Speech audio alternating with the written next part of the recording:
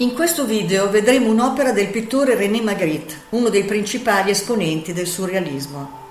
Il suo stile è definito illusionismo onirico e, rappresentando il lato misterioso e oscuro della realtà, stupisce e incanta, utilizzando la tecnica dello spaesamento, cioè l'accostamento di oggetti comuni in contesti impensabili.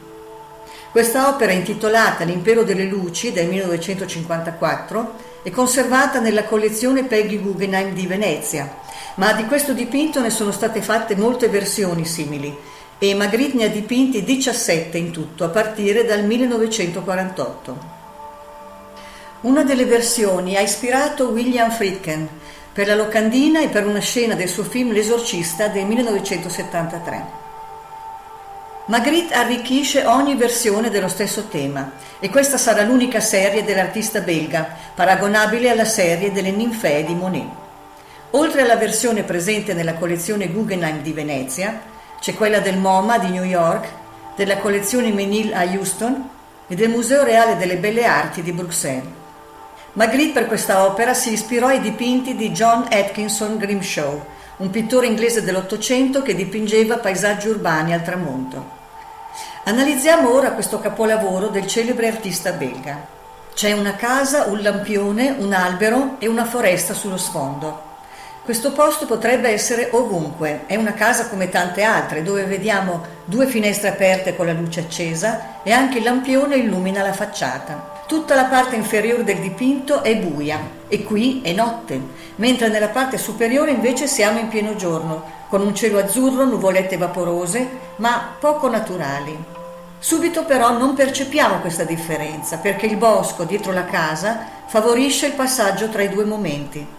Il bosco infatti è sempre buio, sia di notte che di giorno, e Magritte magistralmente inganna i nostri sensi con questo stratagemma e utilizza una doppia illuminazione per spiazzare lo sguardo dell'osservatore. La scena è realizzata con un linguaggio che si avvicina alla fotografia, con una forte impressione di verosomiglianza che crea un effetto inquietante, come nella pittura metafisica. Infatti Magritte, quando nel 1925 vide per la prima volta un quadro di De Chirico, ne fu molto colpito, perché disse che osservandolo aveva avuto la sensazione di poter vedere il pensiero. Nell'opera L'impero delle luci il tempo sembra essersi fermato e la scena sembra cristallizzata in una dimensione atemporale, dove regna la conciliazione degli opposti, un tema che appare in molti dipinti di Magritte. Il solido diventa gasoso come una colomba di nuvole, una mela diventa enorme come una stanza, una pesante roccia diventa leggera e sospesa sul mare e uomini con bombetta fluttuano nel cielo.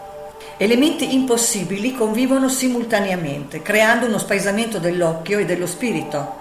Il giorno e la notte, la luce e il buio, la luce elettrica e la luce del sole. E da questa unione surreale nasce il mistero che per Magritte è alla base dell'esistenza. Per lui, nella contemporaneità del giorno e della notte, c'è sorpresa, incanto e quindi poesia. Magritte, pur utilizzando una tecnica convenzionale, stravolge la percezione di come vediamo il mondo e utilizza la figura retorica dell'ossimoro, cioè l'accostamento di elementi che esprimono concetti opposti, come il giorno e la notte, mettendo in dubbio le nostre certezze, essendo destabilizzante e sconcertante come la dimensione onirica.